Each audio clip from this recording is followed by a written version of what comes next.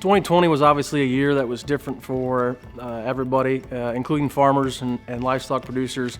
2021, we look at net farm income as a metric that a lot of places use to measure the future and how farms are going to work and progress. And it's interesting, the numbers that we're seeing that are being projected right now is that net farm income is projected to be lower in 21 than 20. It's still pretty high. It's the highest that it's been since 2013, but it is the first time that we have a year-over-year drop. And so some of those things are significant to watch for banks and lenders, but also for the farmers and everybody else in agribusiness.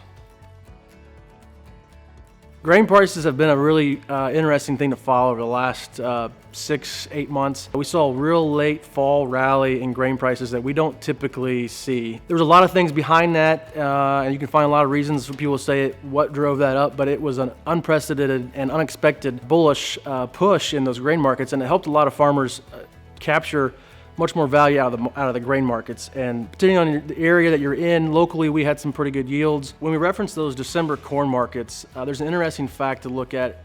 We feel that the markets right now are very strong, but historically, over the last 30 years, the December corn price has never hit the highest point in February. So we're currently here in February of 21, looking into 2021 and what it's going to bring. And we feel like maybe there's only one place for the markets to go, and that might be down. But historically, looking at some numbers, this isn't the high point in February. That comes in other parts of the year. So the numbers that we have right now still may show some upside potential. Some other things that we're going to watch and consider is that as corn prices drive up, there's going to be increased costs for livestock producers. Ethanol demand has fallen off drastically as the pandemic moved through last year, so the ethanol demand will not be there. So we may have to watch a balancing act with some positive pressures and some negative drawbacks to keep prices moving around quite a bit.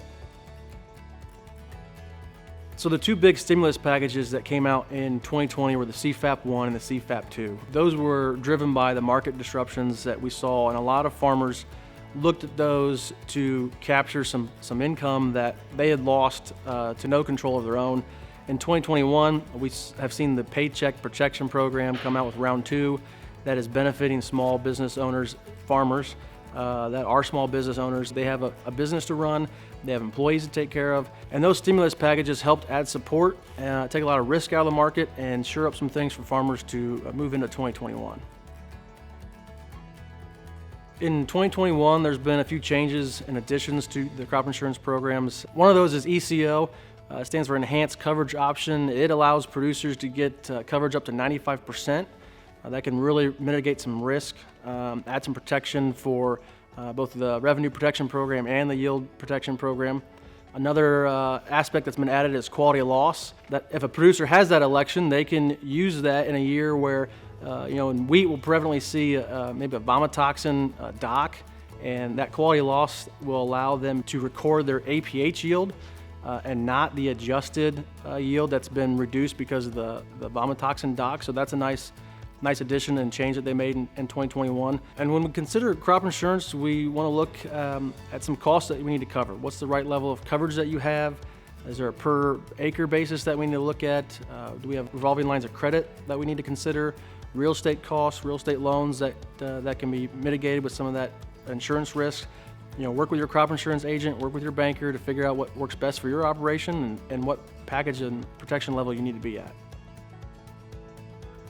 So now that we've looked at a lot of coverage levels you've been at, risk assessments, we can move on through some financial questions and look at a portfolio that way of real estate debt, working capital, cash flows. There's several things that we're going to look at and analyze for you. We really want to put you in a position that moves through 2021 and comes out positive on the other side. So financial statements, tax returns, all the things that we analyze. We look at real estate debt, long-term, short-term. There's times that we maybe can refinance the package, get a lower interest rate, maybe lower the payment, increase the cash flow. Maybe there's some debt options that we can explore that don't need to be used anymore. Maybe we're paying for a long-term fixed rate when the market historically right now has some really low rates. Maybe we can move that back a little bit, gain on a lower payment, a lower interest rate. And so through that whole process, Citizens really wants to position ourselves as your partner. So moving through 2021, we want to be able to come out on the other side of 2021 better than we did in 2020. We want to be able to work together.